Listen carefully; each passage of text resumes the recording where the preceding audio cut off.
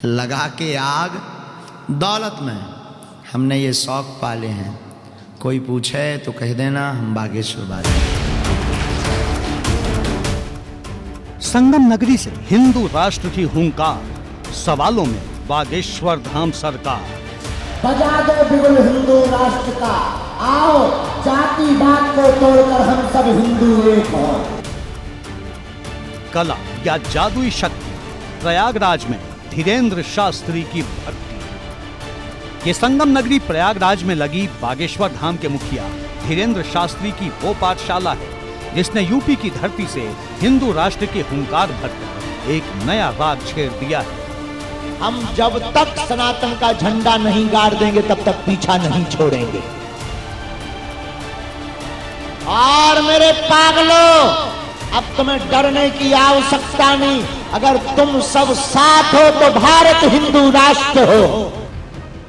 पिछले एक महीने से धीरेन्द्र शास्त्री चर्चा में है। कोई उनकी कला को जादुई शक्ति बताता है तो कोई तंत्र मंत्र की विद्या से जोड़ता है। लेकिन बागेश्वर धाम जब संगम नगरी प्रयागराज में आए तो उनके भक्तों का सैलाब उमड़ पड़ा। हर कोई उनकी एक झलक पाने के लिए बेकरार था। लोगों को काबू में करने के लिए पुलिस के पसीने छूट गए। काफी धक्का मुक्की के बाद उन्हें गाड़ी में बिठाकर सतुआ बाबा के आश्रम ले जाया गया। इस दौरान धीरेन्द्र शास्त्री ने माघ मेला में स्नान भी किया। माना जा रहा है कि सीएम योगी 3 फरवरी को प्रयागराज पहुंचेंगे, जहां धीरेन्द्र शास्त्री और सीएम योगी की मुलाकात हो सकती है।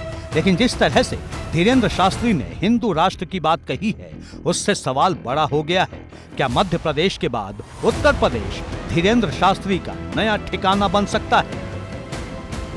प्रयागराज के माघ मेले में हिंदू राष्ट्र की हुंकार भरने के बाद बागेश्वर बाबा को जिस तरह से संत महात्माओं का आशीर्वाद मिला और जिस तरह से सनातन धर्मियों ने खुलकर उनका समर्थन किया, उसके बाद कहा जा सकता है कि धीरेन्द्र शास्त्री हिंदुत्व के नए पोस्टर बॉय के तौर पर उभर कर सामने आए हैं।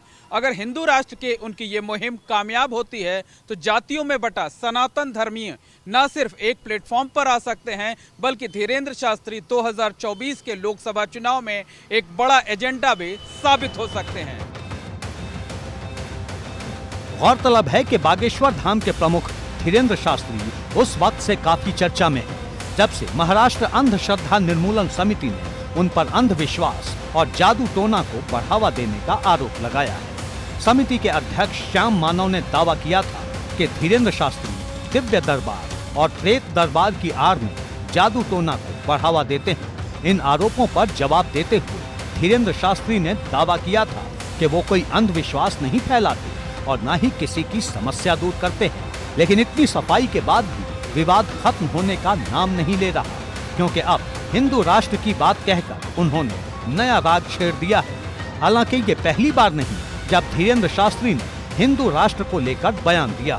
धीरेन्द्र शास्त्री कई अलग अलग मंचों से भारत को हिंदू राष्ट्र बनाने की बात कह चुके हैं। कुछ दिन पहले ही उन्होंने नेताजी सुभाष चंद्र बोस का जिक्र करते हुए ये नारा दिया था कि तुम मेरा साथ दो, मैं तुम्हें हिंदू राष्ट्र दूंगा।